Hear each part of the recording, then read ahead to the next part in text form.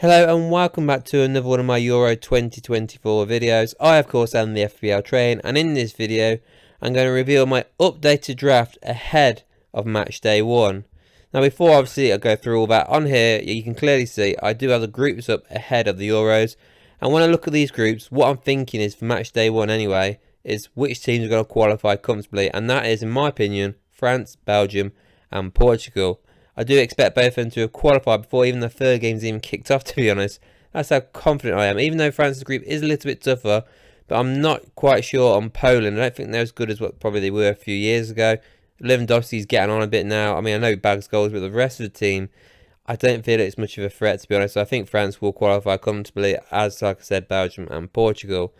Group C is obviously what England's in, and people did think originally that they're going to win it, or there's a good chance they'll win it, and I do think there's a good chance, but this group is no easy group in my opinion. Denmark and Serbia are actually quite good teams. I mean, Serbia's defence ain't the best, but their midfield and attack is really, really good.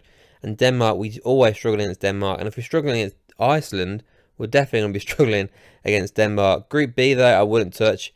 Spain, Croatia and Italy ain't exactly easy. I mean, yeah, when one of them's playing Albania, maybe it is worth going for one of their players, to be fair. But apart from that, not comfortable going for those players, if I'm being honest. But I do have a couple in my team, but I'll reveal that as we go along. And Group A, I mean, Germany are the favourites for this group, but they've not been great for the last few years. But the fact is, they are playing in Germany, so you kind of expect them to really qualify. But it's not going to be an easy group for them. So then the two goalkeepers I've got here are Lunin of Ukraine and Costa of Portugal. Now, Ukraine aren't exactly the most electrifying team in this obviously tournament. Some people say they'll probably go out in the group stage. Other people saying they might qualify. I personally think they've got a good chance of actually qualifying out of the group stage. Belgium, in my opinion, will clearly be the winners of the group, but they've got a good chance against Romania and Slovakia, so anything could happen. And Ukraine's team isn't exactly the worst in the world. It's actually pretty decent. They've got some good young players like, obviously, Mudryk. I mean, he's not been great in the Prem, but, you know, he's decent. He's fast anyway. And they've got like that, is it Dobrik, the striker, who obviously was top goal scorer in La Liga just the season gone. So they've got some good players in their team. So there's a good chance that they could qualify. And he's only 4.5 million, which is a nice cheap bargain to have there. Now, obviously, the goalkeeping situation in terms of price isn't much different. So 5 million is the most pricey goalkeeper you can get, and 4 million is the cheapest. So you could go for a 4 million or 4 million goalkeeper, should I say, who doesn't exactly play, but you get that extra 0.5 million. But, you know, I just think, because obviously I'm looking at Costa, I really like the idea of having Costa in my team. He plays for Portugal, who are in the final group, which means he will play last. So you can go for a gamble, go for Lunin. And if he doesn't get, obviously, the clean sheet, then you can bring in Costa. But if he does, then you can leave Costa out for a week. Because, you know, there's no point. Because there won't really be much any difference anyway. Because it's not like Costa's going to get a goal or an assist, is he? So, in my opinion, it makes sense to go for something maybe like Lunin. You know, like I say, he's a little bit cheaper than the rest of the goalkeepers. Whereas Costa is a bit more pricey. He's 0.5 million more at 5 million. And I've got to say, I think Portugal are going far in this tournament. Not going to win it, just because they've got Martinez as the manager, and I don't think he's going to win it. I just don't think he's that good as a manager. But, I mean, the group stage, Czech Republic, Turkey and Georgia, that is a phenomenal group. I can see 3 clean sheets in all these games. So I'm quite confident that Costa's going to be in my team by match day 1. And the fact that they're in Group F, it's just perfect. You can just watch everything happen in front of you. And if your previous goalkeeper hasn't got anything, bring Costa in, and I've got to say, I'm pretty confident he will get a clean sheet in all of these games. So yeah, I'm 99% sure by match day 1, Costa will be in my team. Lunin, not so sure just yet. My second goalkeeper, I'm unsure.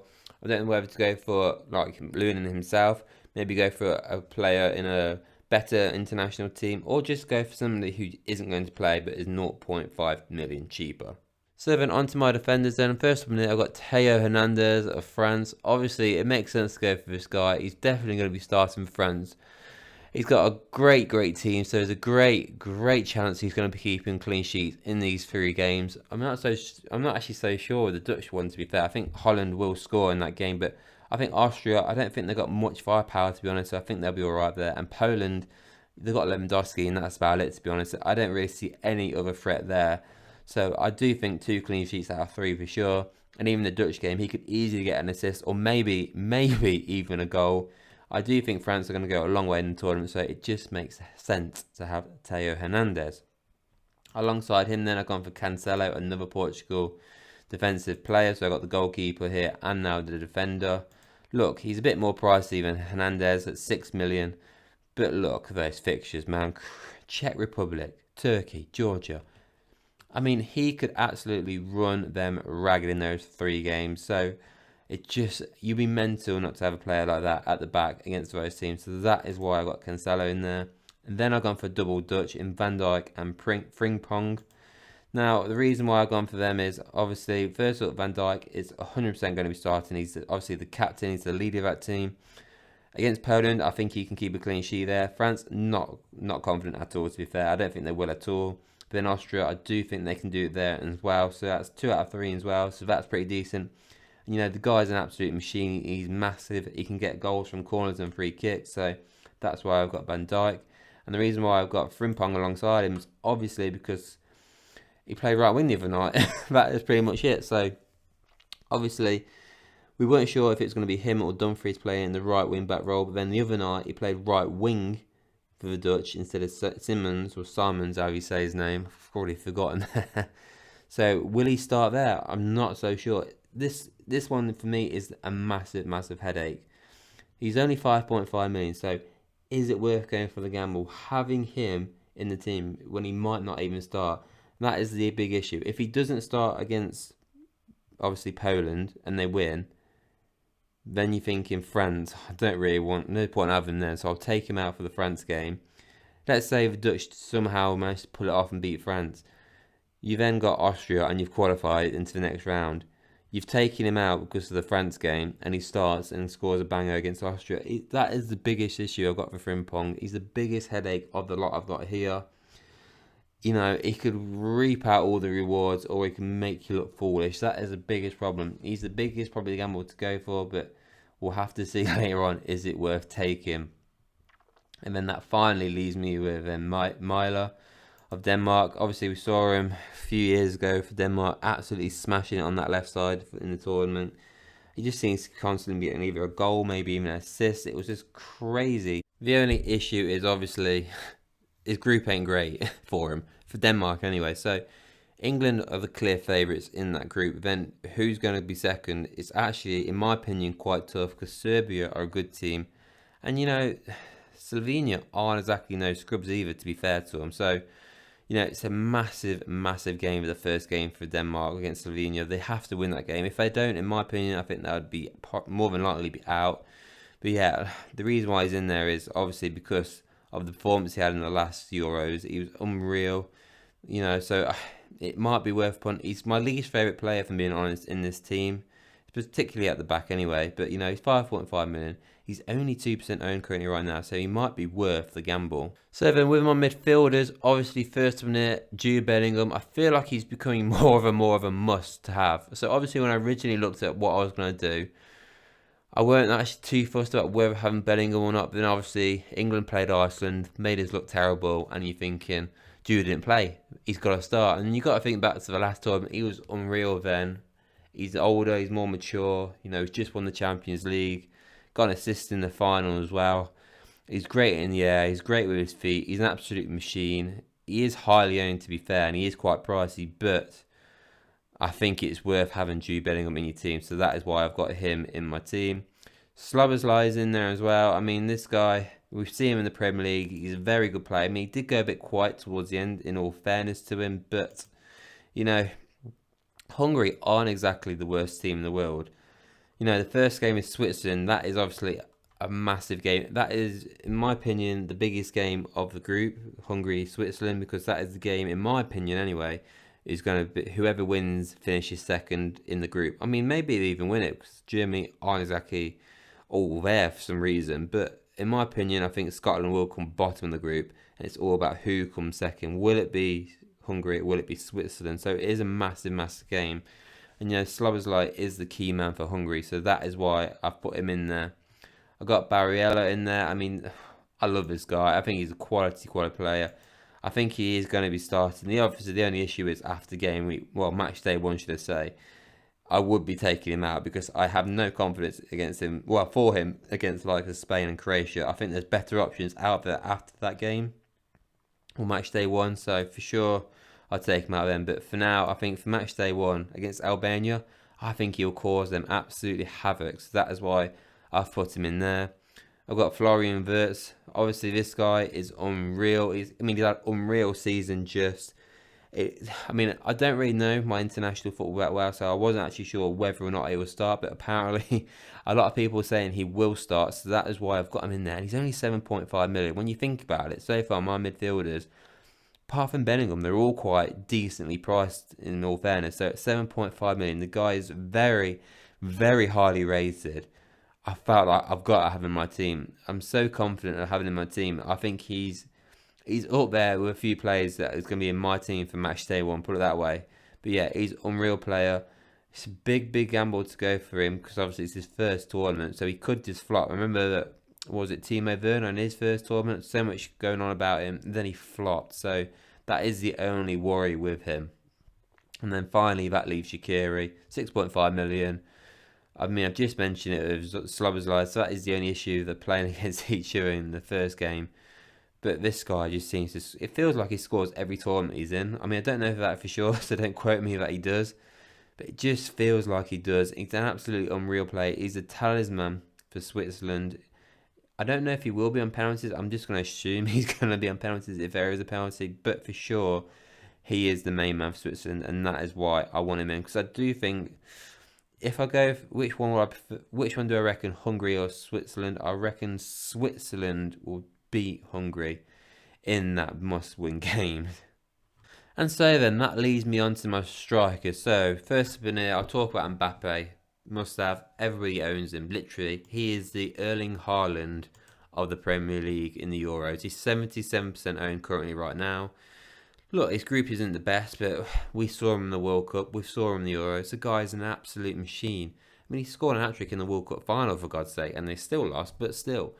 We know he's going to score goals, so it makes sense to go for him. The other two, though, are definitely two players that nobody's really paying too much attention to be honest. So, first on it, I've got Yamal. I'm not going to lie. I don't own TNT Sports, so I don't really get to see Champions League football anymore, which is obviously a real pain in the backside. So I'm not seeing that much. Yeah, you could say, well, why haven't you watched him in La Liga? I just don't have time these days to really watch La Liga that much. But the guy has been, well, from what I've heard, it's been absolutely unreal. He's literally a teenager as well. Apparently, he could be starting for Spain in this Euros. Now, look, the first game's Croatia, not easy. Neither is Italy. The final game is Albania, so it might seem a bit silly, but can he score against Croatia? Can he score against Italy? I don't see why not. Italy aren't exactly the defensive unit they used to be several years ago, so there's a good chance there. Croatia, a lot of their best players are now, getting older now, so there's a good chance there as well. This kid's being classed as a wonder kid, so this could be his breakout tournament, so... He's 6.5 million. Quite a lot. He's actually highly owned, more highly owned than I anticipated. He's 11% owned currently right now. But yeah, 6.5 million. If he gets a few goals, it will be an absolutely smash of a hit to go for. So yeah, that is why I've gone for him. And the other one is Doku. Look, we've seen him in the Premier League. He's very hot and cold in the Premier League. But boy, is he quick. He is absolutely rapid. Now, I know a lot of people who are going to go for a Belgian attacker will probably go for Lukaku, and I can understand why. The guy scored 14 goals in the qualifiers, where Doku didn't score a single goal. So it just makes absolutely sense to go for, obviously, Lukaku. But Lukaku can be very hit and miss. A bit like Doku, to be fair, and Doku is 2 million cheaper. So that is why, that's not why I've gone for him, but you never know with Doku. He's only currently 7% owned. It's fair, Lukaku's only 15% owned. But yeah, Slovakia, Romania and Ukraine, I do think he's going to do very well. He could do very well in this tournament. I don't think he definitely is going to do well. I think he could do well in this tournament. So yeah, I'm not going to lie. I'm not confident with the Doku pick, if I'm being honest. But it was just something different. You never know what's going to happen. Obviously, international football is a lot of counter-attacking football, so I mean, look, Belgium probably will be on the front foot for a lot of it, but you just never know. So that is why I fancy going for something a little bit different. But look, if I'm being honest, come match day one, will Doku be in my team? Probably not, if I'm being honest. There is probably better options out there. But, when I looked at it, I thought, because I didn't, obviously I didn't have enough money for Lukaku, but you just never know. The pace of Doku could actually cause absolute right, and you never know. This could also be his breakout, tournament as well. So that is why I went for Doku. So yeah, that is my team currently update. Well, my current team anyway for the Euro 2024 fantasy football. Now I'm not going to lie, I'm going to finish it off after this. So tomorrow will be my final team. So it will be more than likely my Matchday 1 team for Euro 2024. So look out for that one tomorrow. But yeah, I've got to say, looking at this team so far, confidence-wise, which players will be in my team for game week 1? I'd probably say, if I'm looking at it now, so I'm going 1, 2, 3, 4, 5 players in that team. I'm confident, 99.9% confident, will be in my team come match day 1. Now, obviously, I mentioned Mbappe will be in my team, so that's one of them. But there's 4 others that I'm confident will be in my team come match day 1, just because I like them too much. The others is obviously for grabs. But yeah, that is how my team is currently looking. Man, it's such a headache because obviously there's so many good options out there. There's so many different places to go for. It's really difficult. But obviously, because you've only got a small space of time, unlike the Premier League where it's 38 game weeks, you've literally got 3 match days, and then you're in the knockout stages, and some of those players are going. It's absolutely crazy. It's going to be, insane. But I'm looking forward to it. But yeah, look out for my video tomorrow. But anyways, that is how my team is currently looking. Please like this video, even if you didn't like it, like it anyway. And don't forget to subscribe, and I'll see you all in tomorrow's video.